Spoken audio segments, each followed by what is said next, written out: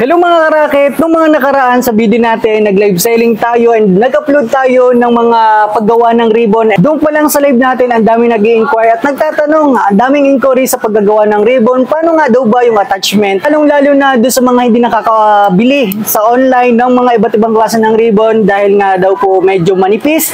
Ayan po, ipapakita ko sa inyo yung mga available dito sa store ng mga ganito klase ng ribbon mula sa iba't ibang shade at iba't ibang design. Pwede kayong maka-avail dito sa atin. And syempre ngayon, ipapakita ko sa inyo kung paano gumawa ng ribbon step by step at kung paano nga ba attachment nito kapag ilalagay na natin sa Christmas tree, sa garland, sa swag at iba't ibang klase po ng Christmas decoration dyan sa inyong bahay. Syempre bago tayo magsimula, bibigyan ko lang kayo ng tip kung paano ba kayo makakabili ng ganito. And sabi ko nga sa inyo, lagi ko sinasabi sa mga live selling natin at sa mga video natin, paano ba pumili or kung paano kayo makakabil nito ang hindi kayo nabubudol. Dahil sa packaging nito, medyo madaya talaga. Kung makikita nyo yung pinaka-round na yan, dyan sa gitna, may makikita kayo dyang board at kailangan pag bibili kayo sa mga online shop, sa mga store na pwede nyo mapagbilhan, check nyo yung loob kung ganito kakapal. Mahaba na to kumpara nung nabibili natin sa labas-labasan. Sabi ko nga sa inyo, medyo nadadaya dito. Always i-check nyo yung loob nyan kung makapal talaga. Papakita ko sa inyo, itong ganitong klase ng ribbon bestseller sa amin, kaya ito na lang yung gagamitin natin.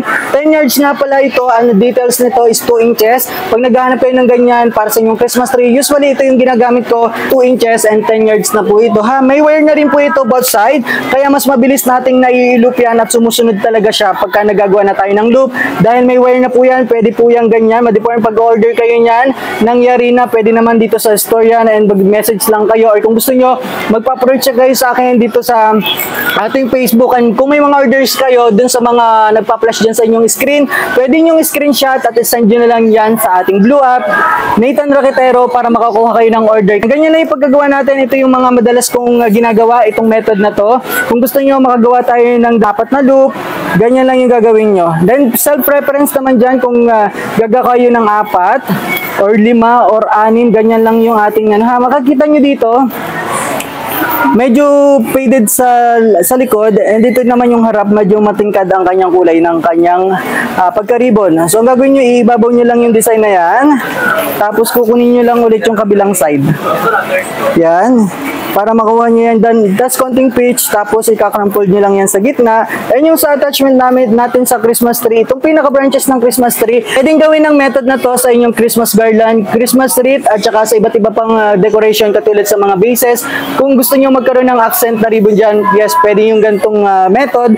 And tatalian nyo lang yan kapag sa base nyo yan gagamitin. Pero ngayon, sa mga gantong klase ng PVC type na Christmas tree at mga garland, ito na yung gagamitin yung pangbuhol or pangtali para may attach nyo ng maayos, then retouch nyo lang yan katulad ng ginagawa natin dyan ha.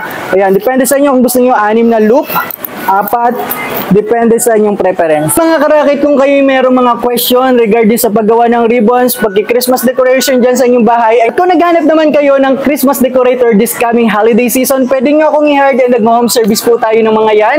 PM nyo lang po ako dito sa ating Facebook, Nathan Raquetero, at dyan po tayo mas madalas nagre-reply. Pero hindi po tayong TikTok at saka YouTube channel, Nathan Raquetero. Kung gusto nyo po at madalas kayong mga nanonood dyan, pwede nyo po akong i-PM. At kung gusto nyo po makabil ng ganitong klase ng ribbon, screenshot nyo lang yan at isend nyo yan dito sa ating messenger. Nag-ship din po tayo ng iba't ibang klase ng mga Christmas decoration. Lahat ng klase ng Christmas decoration po, available po yan dito sa ating store. At kung naghanap naman po kayo ng Christmas decoration, hindi kayo makapunta dito at wala kayong time, yes, pwede po kami mag-pack nyan at nagsisip po tayo nationwide. Mag-PM lang po kayo sa atin dito sa mga social media natin at kami po ang magpe-prepare nyan para sa inyo. At kung gusto nyo pong personal na makita yung ating mga Christmas decoration, pwede po kayo mag-visit dito sa ating store, dito po sa Tondo, Manila, dito sa Tutuban Center, Prime Block, 3rd floor, dito sa Anding's Toys and Flower. Look for Nathan Raquetero or mag-ask lang po kayo sa mga staff dyan para ma-assist kayo ng maayos. Okay, maraming salamat po. Kung may mga question kayo dyan, mag-comment ka lang dyan sa baba or mag-direct ang message ka naman. Maraming salamat sa panonood. Ingat. Bye-bye. God bless.